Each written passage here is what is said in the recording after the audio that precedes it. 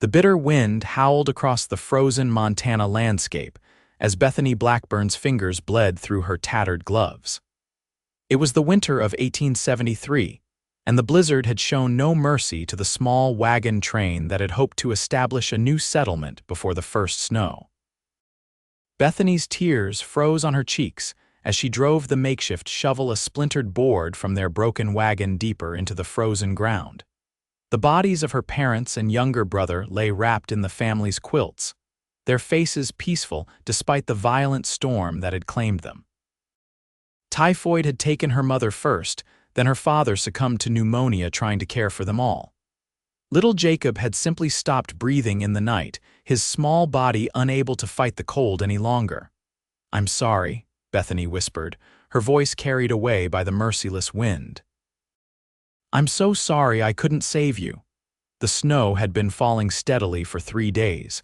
Their wagon had broken an axle in the foothills, separating them from the rest of the train.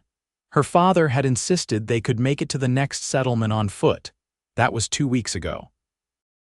Her fingers were numb as she patted down the last of the snow over the shallow graves. She couldn't dig deep, the ground was too frozen, but she'd piled rocks to keep the predators away, and said the only prayers she could remember from her childhood in Pennsylvania. Bethany had no idea how long she'd been kneeling there. Minutes? Hours. The cold had seeped into her bones, and she no longer felt the pain in her hands or the hunger that had been gnawing at her for days. She didn't hear the approaching horse, the sound muffled by the snow and her own grief. It wasn't until a shadow fell across the makeshift graves that she realized she was no longer alone. The man dismounted silently, his tall frame casting a long shadow over the disturbed snow. His face was weathered, partially hidden beneath a wide-brimmed hat crusted with ice. He stood at a respectful distance, observing her grief without intruding upon it. When he finally spoke, his voice was low and gentle, barely audible above the wind. "Miss," Bethany didn't respond, couldn't find the strength to acknowledge him. She remained kneeling, her head bowed, her body trembling from cold and exhaustion. The stranger approached slowly, as one might approach a wounded animal. He crouched beside her, his eyes taking in the 3 small mounds of earth and stone. "Your family?" he asked, though it wasn't really a question. Bethany nodded, a barely perceptible movement. The man glanced at the sky. The sun was setting and the temperature was dropping rapidly. "They couldn't stay here." "I'm Tucker Dalton," he said, his voice still soft but more urgent now. "My ranch is about 5 miles east of here. You can't stay out in this cold." When she didn't respond, he gently placed his gloved hand on her shoulder and leaned closer. The warmth of his breath touched her frozen cheek as he whispered, "Come home."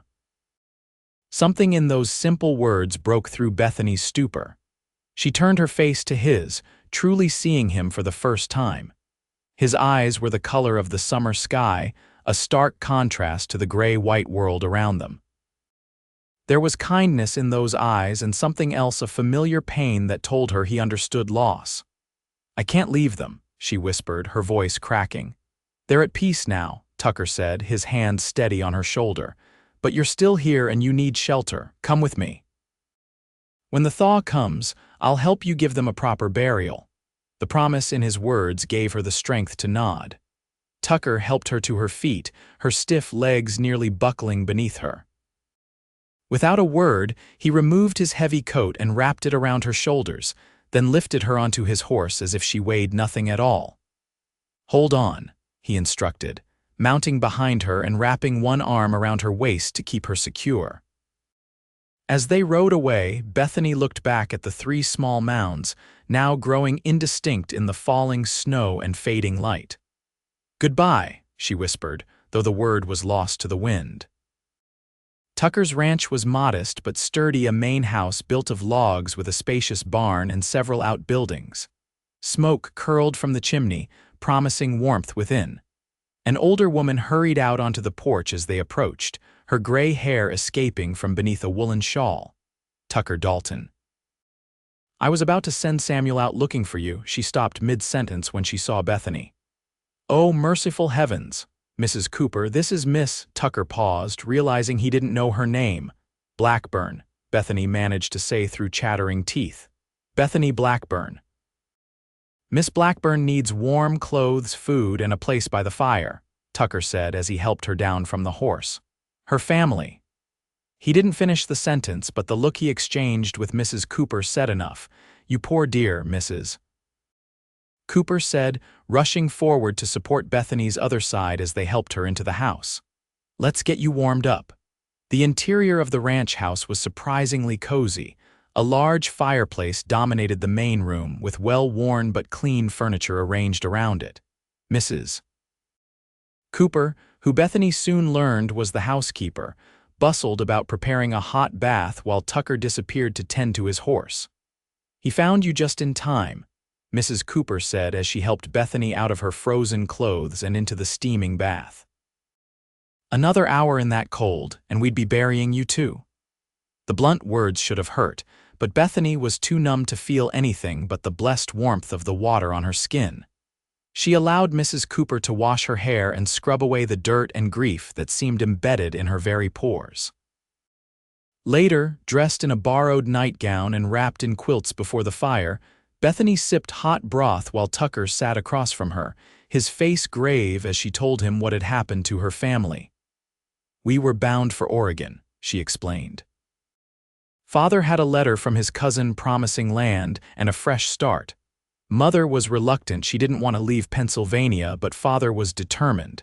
Said the war had changed everything back east and the west was the future. Tucker nodded. He'd heard similar stories from many who passed through these parts. Some made it, some didn't. The land was unforgiving to those who weren't prepared. Where were the others from your wagon train? He asked. We got separated after the axle broke. Father thought we could catch up, but then the snow came. Bethany's voice trailed off. It happened so fast. One day Mother was complaining about the cold, the next she couldn't get out of her bedroll. Father wouldn't leave her, and then he got sick too. I tried to keep them warm, to make medicine from what supplies we had, but her voice broke. You did everything you could, Tucker said firmly. It wasn't enough. It rarely is, he replied, and something in his tone made her look up. There was that understanding in his eyes again, the knowledge that came only from personal loss. Mrs. Cooper appeared with more broth and a stern look for Tucker. This girl needs rest, not an interrogation. There'll be time enough for stories tomorrow, Tucker nodded, rising to his feet. Mrs. Cooper will show you to your room. We can talk more in the morning. That night, in a real bed for the first time in months, Bethany expected to dream of the graves in the snow. Instead, she dreamed of summer skies the color of Tucker Dalton's eyes. The next few days passed in a blur of sleep and recovery. Bethany's body, pushed to its limits by cold, hunger, and grief, demanded rest. She spent most of her time in the small bedroom Mrs. Cooper had prepared for her, emerging only for meals, which she took in the kitchen under the housekeeper's watchful eye. Tucker was often absent, tending to his ranch duties, but when their paths crossed, he was unfailingly kind if somewhat reserved. It wasn't until the fourth day, when Bethany felt strong enough to venture outside, that they had a real conversation. She found him in the barn, mending a saddle. He looked up as she entered, surprise flickering across his face. Miss Blackburn, good to see you up and about.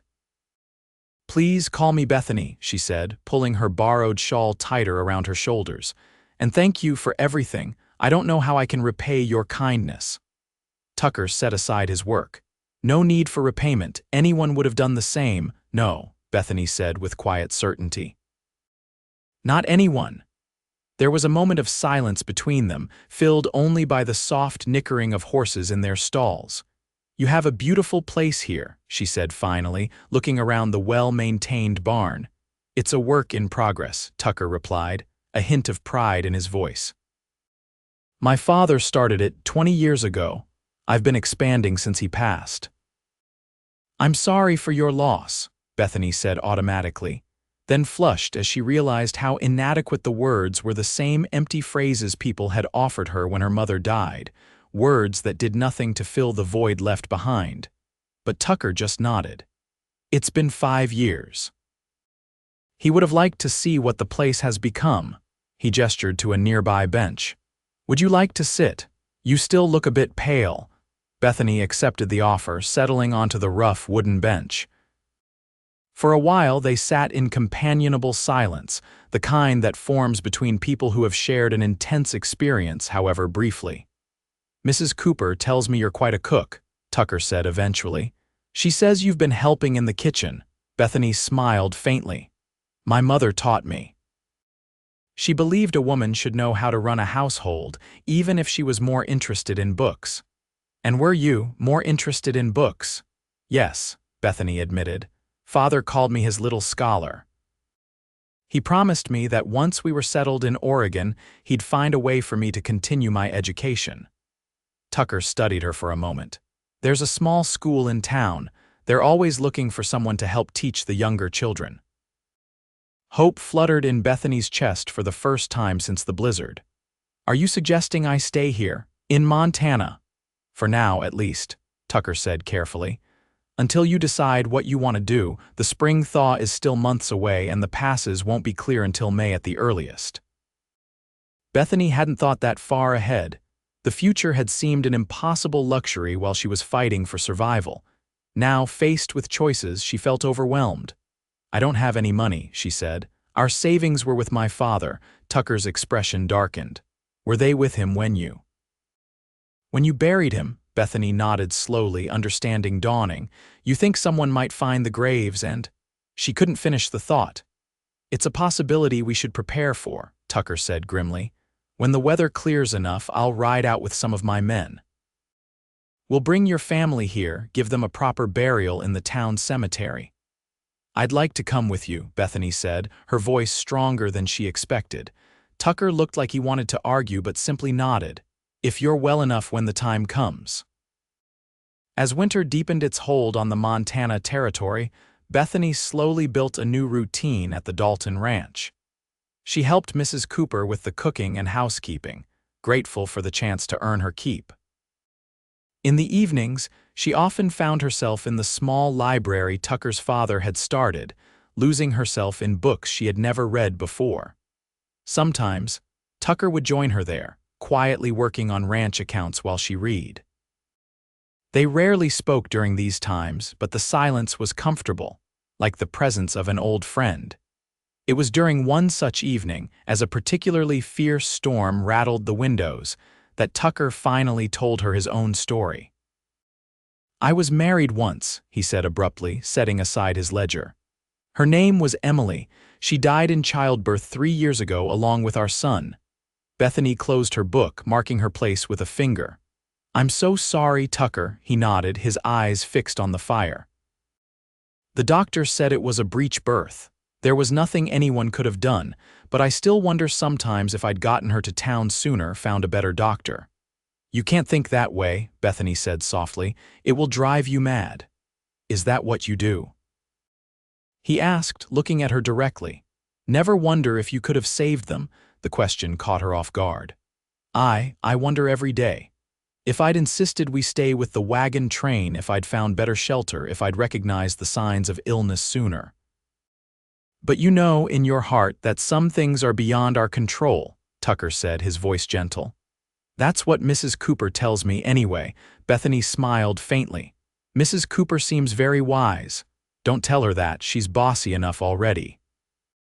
The joke, unexpected from the usually serious rancher, surprised a laugh from Bethany. The sound seemed to startle them both. It had been so long since either had laughed. Their eyes met across the room and something shifted between them. A recognition, perhaps, of kindred spirits. Two people who had faced unimaginable loss and were somehow still standing. The moment was broken by Mrs. Cooper herself, bustling in with a tray of hot chocolate. "Storm's getting worse," she announced. "Good night to be indoors with something warm." As January gave way to February, Bethany found herself increasingly drawn to Tucker.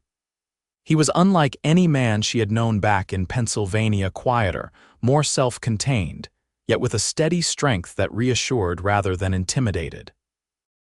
She began to accompany him on his daily rounds of the ranch when the weather permitted, learning about the operation he had built. Tucker, in turn, seemed to enjoy having someone to share his knowledge with. His men, a rough but loyal bunch, treated her with respect, tipping their hats and curbing their language in her presence. One clear, cold afternoon, Tucker suggested they ride to the ridge overlooking the valley. "Best view in the territory," he promised as he helped her mount a gentle mare. The ride was exhilarating after weeks of being mostly confined to the house.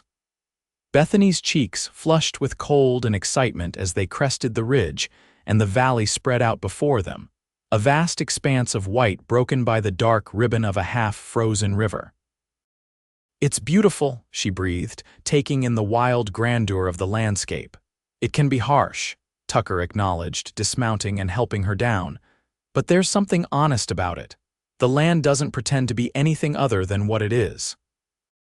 They stood side by side, looking out over Tucker's land. In that moment, Bethany could see why he loved it here, despite the dangers and hardships. There was a freedom in this open country that the crowded East could never offer. "I think I understand now," she said softly. "Why people come west, despite the risks." Tucker looked down at her, his expression thoughtful. "And do you think you could stay, make a life here?" The question hung in the air between them, laden with meaning beyond the simple words. Bethany met his gaze, her heart suddenly racing. "I think I could," she said, her voice barely above a whisper. "With the right reasons." Tucker's gloved hand found hers, squeezing gently. They stayed that way, hand in hand, watching as the winter sun began its early descent, painting the snow-covered valley in shades of gold and rose. As they rode back to the ranch, Bethany felt a new sense of possibility unfurling within her. The grief for her family was still there, a hollow space that would never completely fill, but alongside it grew something unexpected: hope. February brought milder weather, with occasional days warm enough to melt the top layer of snow before night froze it again. On one such day, Tucker declared it was time to fulfill his promise. "We'll leave at first light tomorrow," he told Bethany over dinner. "Samuel, Ben, and I.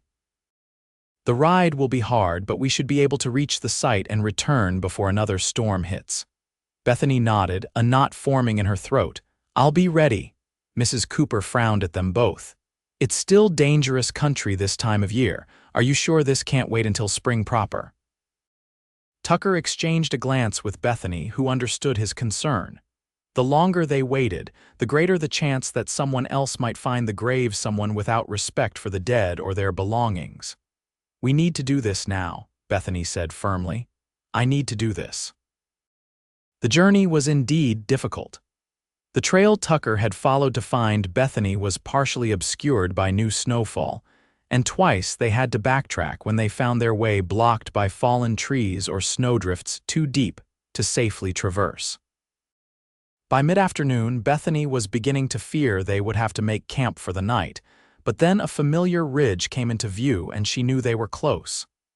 "There," she said, pointing to a stand of pines that had provided the only shelter in the area, "just beyond those trees." Tucker signaled to his men, and they approached slowly, wary of the treacherous footing. As they reached the small clearing, Bethany's heart sank. The graves were almost completely covered by new snow, with only the barest outline visible. She dismounted before Tucker could help her, stumbling forward to fall to her knees beside the largest mound, her father's grave. With bare hands, she brushed away the snow, revealing the stones she had so carefully placed. Tucker and his men removed their hats, standing in respectful silence as Bethany whispered a prayer. Then, at her nod, they began the grim work they had come to do. It took hours to carefully exhume the frozen bodies, wrap them more securely, and load them onto the travois they had brought for this purpose. Tucker worked alongside his men but kept a watchful eye on Bethany, concerned by her pale face and the mechanical way she moved. When they uncovered her father's body, Tucker quietly asked Samuel to search the man's pockets. The foreman did so with grave efficiency, finding a leather wallet with several band notes and a folded letter presumably from the Oregon cousin. He handed these to Bethany, who clutched them wordlessly. As the sun began to set, they were finally ready to depart. Bethany stood looking at the empty graves, now just shallow depressions in the snow. "Is there anything else you want to say?" Tucker asked gently, standing beside her. Bethany shook her head. "I said my goodbyes when I buried them." This is just bringing them somewhere safe," Tucker nodded. Without thinking, he put his arm around her shoulders. To his surprise, she leaned into him, accepting the comfort he offered. "Thank you," she whispered, "for coming back for them, for not leaving them alone." "I wouldn't have left you alone either," Tucker said, the words escaping before he could consider them. Bethany looked up at him, her eyes filled with unshed tears. "I know." The trip back to the ranch was slower, the weight of their summer cargo necessitating careful navigation. They made it home well after dark, the ranch house windows glowing with welcome light. Mrs. Cooper had prepared a late supper, which they ate in exhausted silence. Afterward, Tucker spoke privately with the town minister, arranging for a proper burial service in 2 days' time. "You should get some rest," he told Bethany as she stood by the window, staring out at the barn where her family now lay. "Tomorrow will be another long day." "I keep thinking about what would have happened if you hadn't found me," Bethany said, her voice distant. "If you hadn't been out riding that day." Tucker moved to stand beside her. "But I was, and I did find you." "Why were you out there? It was dangerous weather for riding." Tucker hesitated, then decided on honesty. "It was the anniversary of Emily's death. I couldn't stay in the house." "I just started riding with no particular destination." Bethany turned to face him, understanding dawning. "So you were running away from your grief, and instead you found mine." "Perhaps we found each other," Tucker said quietly. Their eyes held for a long moment, and Tucker felt an almost irresistible urge to draw her closer. But it wasn't the right time, not with her family lying in the barn, awaiting burial. Instead, he gently touched her cheek. "Try to sleep. I'll be here if you need anything." The funeral was a small affair, attended by Tucker's ranch hands, a few townspeople who had heard the story, and the minister, who spoke gentle words about God welcoming strangers into his kingdom. Bethany stood straight-backed beside the 3 graves, her face composed though tears streamed silently down her cheeks. Tucker remained at her side throughout, offering silent support. When the last prayer was said and the last shovel of earth replaced, he walked her back to the waiting wagon, his hand steady at her elbow. "Would you like to go back to the ranch now?" he asked. Bethany took a deep breath, looking around at the small town cemetery, peaceful under its blanket of snow. "No," she said, surprising him. "I'd like to see the town if you don't mind. I need to remember that life continues." Tucker studied her face, seeing determination beneath the grief. "Of course." They spent the afternoon walking through the small but growing settlement. Tucker introduced Bethany to shopkeepers and townspeople, many of whom expressed sympathy for her loss and admiration for her resilience. At the schoolhouse, they met the teacher, Mrs. Winters, who was immediately taken with Bethany's educated speech and obvious intelligence. "We could certainly use someone like you," she said enthusiastically. "I have 28 students of all ages, and it's more than one person can properly manage." "I don't have any formal training as a teacher," Bethany admitted. "But you've had a proper education back east, which is more than most around here can claim," Mrs. Winters countered. "Think about it at least." As they continued their tour, Tucker watched Bethany's face brighten as she engaged with the community. By the time they stopped for coffee at the small hotel restaurant, she seemed more animated than he had ever seen her. "Mrs. Winters seemed nice," Tucker commented as they waited for their order. "She did," Bethany agreed. "And the children I saw seemed eager to learn, so you're considering her offer." Bethany traced the rim of her water glass with one finger. "I'm considering a lot of things." Tucker leaned forward. Such as whether I continue west to Oregon as planned, or," she looked up at him, her eyes searching his face, "or whether I stay here." "And what's pulling you toward Oregon now?" Tucker asked, his heart beating faster. "Nothing, really. The cousin who wrote to my father doesn't know me." There's no guarantee he'd welcome a young woman traveling alone. And what's keeping you here? Bethany held his gaze steadily. You know what's keeping me here, Tucker. The directness of her answer took his breath away. In that moment, he knew he couldn't let her leave, not unless she truly wanted to go. Bethany, he began, reaching across the table to take her hand, but they were interrupted by the arrival of the waitress with their coffee. By the time they returned to the ranch that evening, something had changed between them.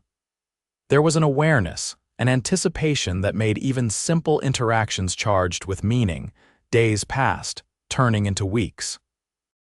Bethany began assisting at the school 3 mornings a week, returning to help Mrs. Cooper in the afternoons. Her grief remained, but it was no longer all-consuming. She laughed more easily, engaged more fully with life around her. Tucker found himself looking forward to their evenings in the library, sharing the day's events. He began to imagine a future with Bethany at his side, her quiet strength complementing his own, her intelligence challenging him. But he was cautious. She was still recovering from tremendous loss, and he didn't want to pressure her into a decision she might regret. It was Bethany who finally broke the unspoken tension between them.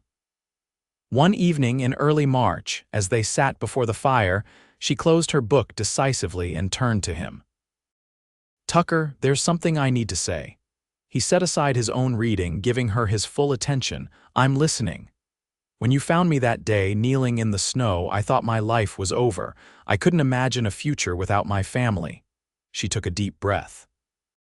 But you whispered, come home, and somehow I found the strength to follow you. Tucker nodded, remembering that desperate moment when he feared she might refuse to leave the graves. What I didn't expect, Bethany continued, was that I would actually find a home here. Not just shelter, but a place where I belong. Hope rose in Tucker's chest, but he kept his voice steady. Are you saying you want to stay in Montana? I'm saying I want to stay with you, Bethany said simply, if that's what you want to. Tucker crossed the room in 2 strides, kneeling before her chair and taking her hands in his. It's what I've wanted since the day I realized I couldn't bear the thought of you leaving. Bethany's smile was like sunrise after the longest night. Then I'll stay. Tucker raised one hand to cup her cheek. I love you, Bethany Blackburn. I think I've loved you since the moment you looked up at me with those brave eyes, determined to survive despite everything. And I love you, Tucker Dalton, she whispered, leaning into his touch. You gave me a reason to live when I had lost all hope. Their first kiss was gentle, a promise exchanged in the warm firelight. They were married in April as the first wildflowers began to appear in the meadows surrounding the ranch. Mrs. Cooper wept openly during the ceremony, while Tucker's ranch hands cheered when the minister pronounced them husband and wife. Bethany wore a simple white dress that Mrs. Winters had helped her make, with wildflowers in her hair. Tucker couldn't take his eyes off her as she walked toward him in the small town church, her face radiant with happiness. You're the most beautiful sight I've ever seen, he whispered as she reached his side. And you're the answer to a prayer I didn't know I was making, she replied, placing her hand in his. That evening, as they stood on the porch of what was now their home together, looking out at the land that stretched before them, Tucker wrapped his arms around his new wife from behind. Happy? He asked, pressing a kiss to her temple. Bethany leaned back against him, secure in his embrace. More than I ever thought possible again. I promise you, Bethany Dalton, that I will spend the rest of my life making sure you never regret staying here with me. She turned in his arms, reaching up to touch his face. And I promise you that I will never forget to be grateful for the day you found me and whispered, come home. As the sun set over the Montana mountains, casting the ranch in golden light, Tucker lowered his head to kiss his wife, knowing that they had both found something precious amid their losses, a love strong enough to weather any storm, and a home where broken hearts could heal together.